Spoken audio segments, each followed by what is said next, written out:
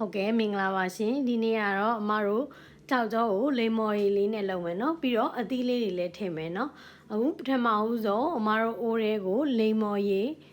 နှစ်ခွက်တစ်ဝက်ထည့်မယ်နော်တစ်ခွက်နှစ်ခွက်ပြီးတော့တစ်ဝက်နော်အဲ့နောက်မှာတော့အမတို့တကြားထည့်မယ်နော်တကြားအမကနှစ်စွန်းထည့်ပါတယ်အလဲလည်းပဲအမကချိုးခြင်းတဲ့အတွက်တကြားနှစ်စွန်းထည့်ပါတယ်ကိုကပိုချိုခြင်းတကြား3စွန်း4စွန်းဒါကတော့ကိုသဘောတိုင်းထည့်နိုင်ပါတယ်အဲ့နောက်မှာတော့အမတို့အကာပေါ့နော်ကြောက်ကြောမှုံမှာဒီကြောက်ကြောမှုံလေးထည့်မယ်ဒီကြောက်ကြောမှုံကိုဒီဇွန်းရဲ့၄ပုံတစ်ပုံထည့်မယ်နော်ရေနှစ်ခွက်ခွဲကြောက်ကြောမှုံဇွန်း၄ပုံတစ်ပုံတကြားနှစ်စွန်းနော် total အကုန်လုံးကိုရောသမမွေပေးမယ်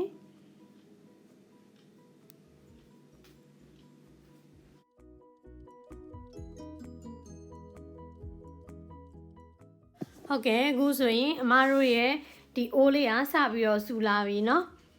အဲ့တော့ဒီကြောက်ကြောအိုးလေးကိုအရန်ပွက်လာတဲ့ဒီတည်ပေးမယ်အခုဆိုရင်ပွက်လာပြီကြောက်ကြောအိုးလေးကအဲ့ဒီခါဆိုရင်ကိုလိုတဲ့ခွက်ကလေးတွေကိုပြောင်းထည့်ပါအမကတော့ဒီအချိုးအစားနဲ့ဆိုရင်ဒီလိုခွက်လေးနဲ့နှစ်ခွက်ရတယ်เนาะအဲ့တော့ပထမဆုံးအမကဒီလိမ္မော်ရည်ကြောက်ကြောလေးကိုပေါ့နော်ဒီထဲကိုထည့်မယ်ပြီးတော့ကြောက်ကြောရအောင်အမတို့အေးခံမယ်เนาะโอเคအခုဆိုရင်အမတို့အေးခံပြီးနောက်ပိုင်းမှာတော့အမကအသီးလေးတွေထည့်မယ်เนาะအမကလိမ္မော်သီးသုံးတယ်ပြီးတော့ပန်းသီးသုံးတယ်ငပြောသီးသုံးတယ်အဲ့တော့ပထမဦးဆုံးအမကပန်းသီးကိုအရင်ထည့်မယ်အဲ့တော့ပန်းသီးသုံးတဲ့လူကတော့ဒီပန်းသီးကိုပါလွာလေးတွေဖြစ်အောင်လှီးရမယ်เนาะဟုတ်ကဲ့ပန်းသီးလေးတွေကိုပါလေးတွေမလှီးဘူးဆိုရင်เนาะကြောက်ကြောဖြတ်တဲ့နေရာမှာအမတို့ပုံပြတ်သွားတတ်တယ်เนาะဟုတ်ပြီအသီးတွေကိုအမတို့တလွှာချင်းစီထည့်မယ်နော်ကိုကြိုက်တဲ့အသီးကိုသုံးနိုင်ပါတယ်နော်အဲ့ဒီနောက်မှာတော့ဒီအသီးနဲ့အတူ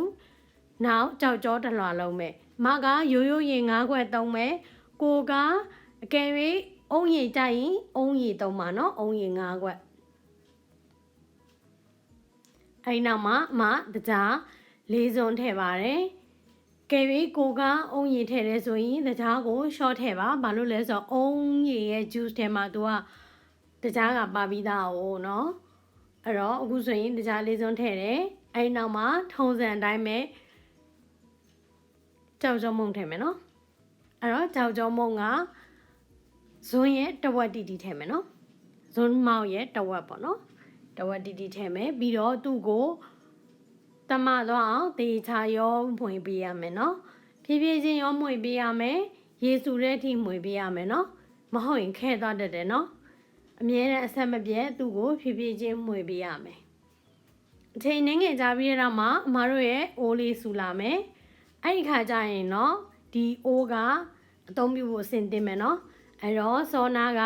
ထည့်ထားတဲ့အသီးထည့်ထားတဲ့ခွက်ထဲကိုဒီရေလောင်းထည့်လိုက်မယ်နော်အဲ့တော့နောက်ကြောက်ကြောတော်လာထည့်ရမယ်เนาะဒီဟာကိုအေးထက်ခံမယ်တကယ်တမ်းအေးခံရင်မိနစ်20ကနေပြီးတော့30အထိအေးခံရမယ်เนาะဟုတ်ကဲ့အခုနောက်ဆုံးတစ်လွှာထပ်လုပ်မယ်เนาะနောက်ဆုံးတစ်လွှာကိုအမကဆောနာလိမ္မော်ရည်နဲ့ပဲဆက်လုပ်မယ်အဲ့တော့လိမ္မော်ရည်နှစ်ခွက်နဲ့တစ်ဝက်ထည့်ရမယ်ဟိုပထမတစ်လွှာမှာလုပ်သလိုမျိုးပဲထည့်ရမယ်เนาะအဲ့တော့တကြားထည့်မယ်တကြားကနှစ်စွန်းထည့်တယ်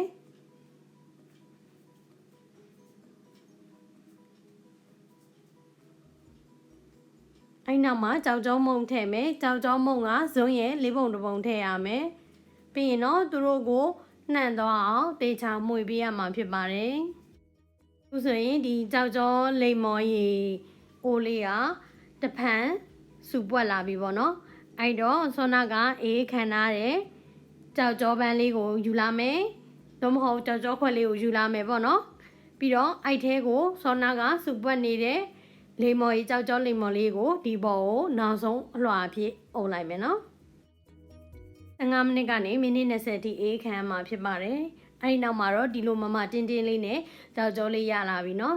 အသီးဆုံးကြောက်ကြောလေးရလာတဲ့အခါမှာကိုကပကံတစ်ခုတည်းကိုထည့်ပြီးတော့ဒီခွက်လေးကိုမှောက်ချလိုက်ပါပြီးရင်တော့ကိုလိုချင်တဲ့ပုံစံကိုလှီးဖြတ်ယူပါနော် အသီးကမအသီးတွေပါတဲ့အတွက်ကြောင့်မလို့ပုံစံလှိဖြတ်တဲ့အခါမှာအထူးပဲ